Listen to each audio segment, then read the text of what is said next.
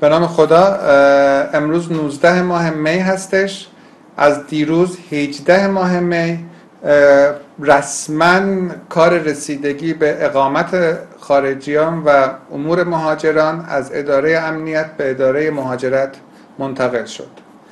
بعد از این تاریخ دیگه مخاطب ما به جای پلیس و اداره امنیت، اداره مهاجرت و کارمندان اداره مهاجرت خواهند بود. یک نقطه فقط در استانبول رسیدگی خواهد کرد به این کار. دیگه اداره امنیت محلات دیگه رسیدگی نخواهند کرد. افرادی که رسیدگی میکنند به هر حال متخصص‌تر هستند، فارغ التحصیل این کار هستند، دیگه پلیس نیستند و قطعاً یه سری برخوردهای سلیقه‌ای دیگه حذف خواهد شد، یک دست خواهد شد. سیستم آنلاینشون منتقل شد از اداره اینترنت اداره امنیت منتقل شد به اینترنت اداره مهاجرت. سیستمشون بسیار کامل هستش. احتمالاً خیلی از کارها توسط ربات و کامپیوتر انجام خواهد شد.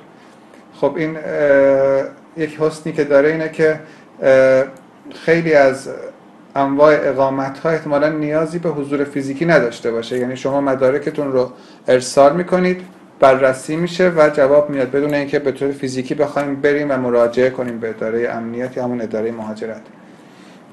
ولی ایرادی هم که داره اینه که طرف فرد نیست که حالا اغماض بکنه اگر مدرکی اشتباه گذاشته شده، اگر مدارکی فرمی اشتباه پر شده باشه، فرد اونجا بتونه اصلاح بکنه یا به حرف ما گوش بکنه.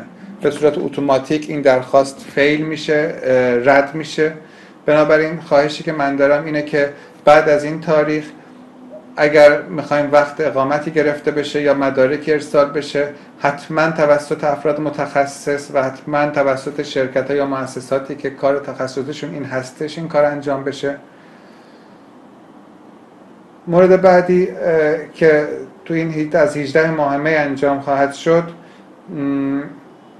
فعلا نواقص زیاد هستش تو وبسایتشون، شلوغ هستش، ما هنوز نتونستیم باهاشون ارتباط برقرار کنیم، صحبت بکنیم.